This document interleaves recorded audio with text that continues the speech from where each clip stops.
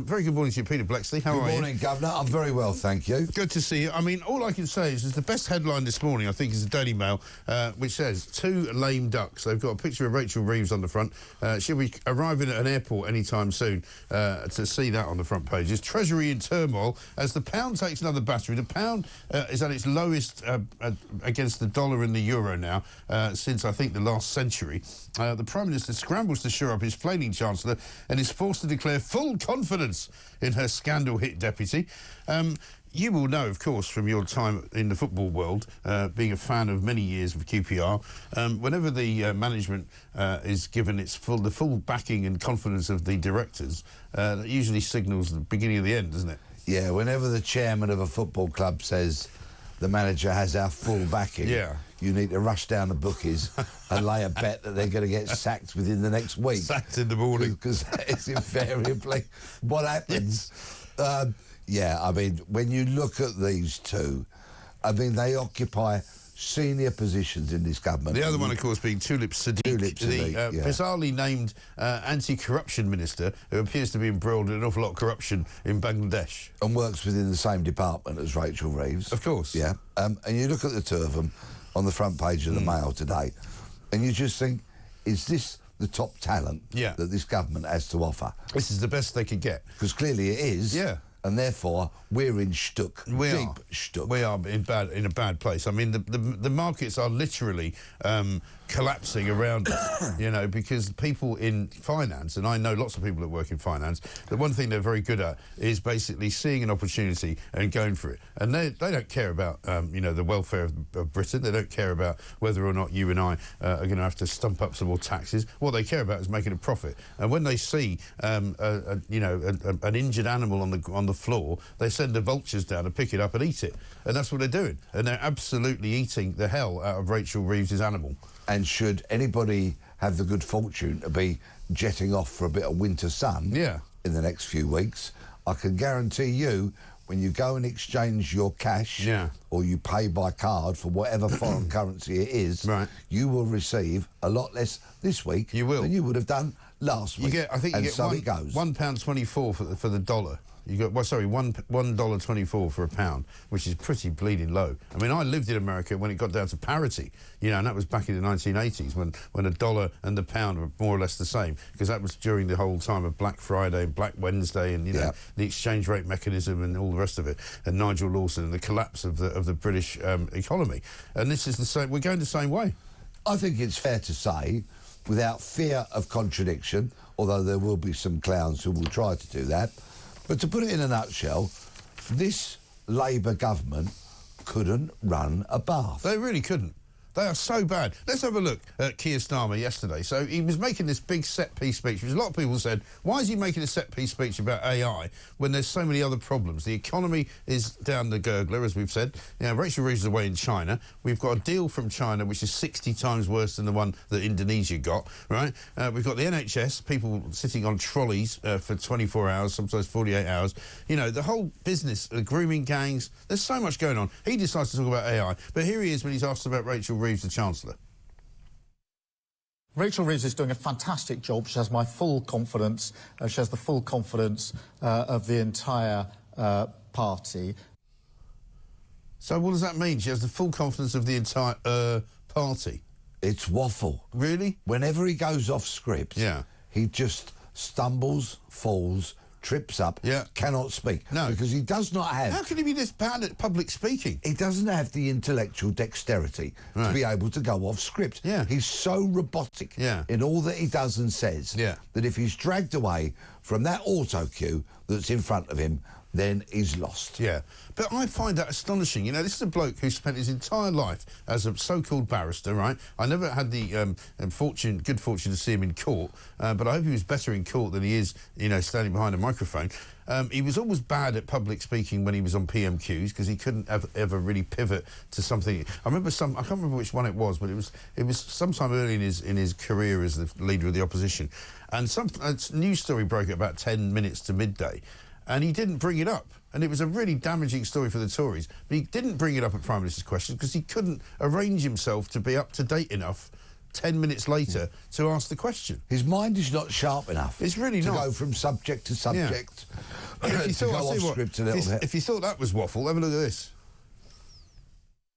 I've seen this for myself as a leader of a public service. And this is entirely human. But new technology can provoke a reaction, a sort of fear, an inhibition, a caution, if you like. And because of the fears of a small risk, too often you miss the massive opportunity. So we've got to challenge that mindset. Because actually, the far bigger risk is that if we don't go for it, we're left behind by those who do. What on earth is he talking about? Does he believe what he says? I've no idea. I don't know what he said. He must talk himself into actually believing what he says, which is almost... caution, if you like. Yeah. No, I don't like, actually. Shut up. But, of course, what you need to remember is the emphasis on every fifth or maybe seventh. Do you think he's been overtrained? I doubt. Without a shadow of a doubt. Any kind of... Make sure you punch every fifth word. Punch it. I mean, he's really, truly not natural. He doesn't speak or act, walk or talk like a human being. Like a human being, no. We're fixing the foundations. There is a caution, if you like. And, of course, we all know the reason why, and I've told you this many times, Mike.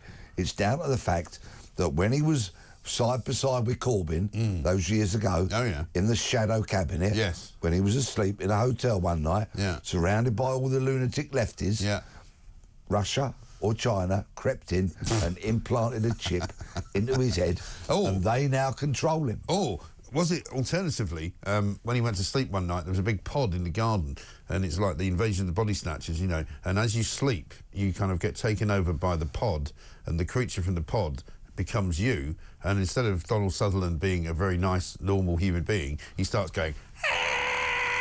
like that, and that's how it all ends. That's the end of the film. I think it's a chip. I think the chip was secretly implanted into him, and now he is being operated, managed and run from a land far, far away. Yeah, well, I'll tell you what, he's not being managed from America, because Pat has pointed out, and we should have mentioned this earlier, morning Mike and Mr Blexley, my best news is that Donald Trump hasn't invited Starmer and Peter Mandelson to his inauguration yet, but he's invited Nigel Farage. You have to love it. Yeah, so he's invited 16 heads of state, Donald Trump, and our friend Sir Keir Starmer isn't one of them. He's not going, and neither is Mandelson. I need to correct you. It's Sir Keir Starmer. Sorry. Okay, sorry. It's an easy mistake to make. It is. How about this from Mark in Selby? Mike, the mobile piece price should go to Nokia, a.k.a. Nokia. I would vote for that. How can he say... We've got to have it again. Let's have Starmer and the Mobile Peace Prize. And as well as Matt, I'm delighted that the inspiring Nobel Peace... Nobel Prize winner... What is wrong with him? Free the sausages. I'm sorry. Free the sausages. There's a deal going, actually, to free the sausages. Apparently Biden's hoping before he leaves, which is about a week left, they're going to do a deal with Hamas. Well, sausages are all going to get out. Yeah, well, but there's one word there. Yeah. Trump. Yes. That is the Trump Because he said, did he? He said, if you haven't released the hostages by the time I get in, there's going to be all hell is going to be let loose on you. Correct. You know, you pieces of scum. Biden will claim it. Yeah. Biden will claim it as some kind of victory of diplomatic skill and expertise. No, one word, Trump. Yes. It's him who's all over that. Now, you might remember that I have spent many a year in the old Fleet Street press world, and there is no better way to contrast two different versions of the same story than to contrast the Daily Telegraph and the Guardian this morning, right? The Guardian's headline says, Starmer backs Reeves and warns of ruthless public spending cuts. The Telegraph's version of that story is, Prime Minister throws Reeves' future into doubt. Yes. There you go. I know which one I believe. Pick your side, ladies and gentlemen. It's definitely not the Guardian. They got nothing right yesterday. They were the ones yesterday that were claiming that the new AI revolution was going to cost, not going to cost us, was going to earn us £450 billion in revenues, but they couldn't explain exactly why. But their headline says, the first sign of their story is, the first paragraph, Rachel Reeves will remain Chancellor until the next general election. Keir Starmer has insisted, as he warned the Treasury would be ruthless over public spending cuts to help meet the government's fiscal rules. Well, apparently she's already broken the government's fiscal rules, and the Treasury are not very happy about it. I'm not a gambling man, but I would wager, if I did, that she will not be in post at the next general election, unless that general election is called tomorrow. Exactly. I think she's going to be out of a job by June at the latest, possibly March at the earliest. Yeah, and of course it's just blatant untruth, isn't it? There's no way she'll be Chancellor for another 4.5 years, and in fact it's highly unlikely, I think, that this government will survive for another 4.5 years. Exactly. But we shall have to wait and see.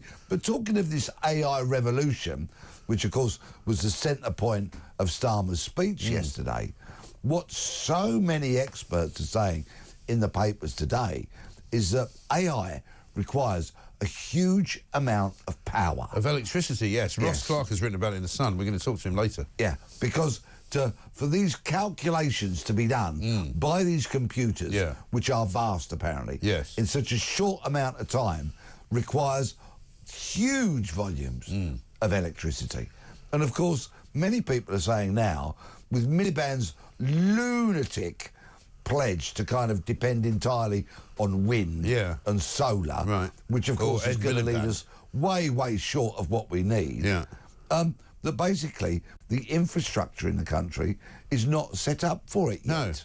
No, absolutely not. And here's what they're saying in the Telegraph. There is speculation that Ms Rachel Reeves could be replaced by Pat McFadden, the Chancellor of the Duchy of Lancaster, who is often described as the de facto Deputy Prime Minister. It has also emerged yesterday that Sir Keir has appointed Olaf Henriksen Bell, the former Treasury official, as his Director of Policy, in what will be seen by some as a blow to the Chancellor's authority. It's a good name, that, isn't it? Olaf Henriksen Bell. Yeah, indeed. Sounds like something you ring when you're in trouble. No. Ring the Olaf Henriksen bell. I'm sorry, Mike, to keep correcting you, but, you know, when you're going to ring someone, you get your no bell out, don't you? You do get your no bell out.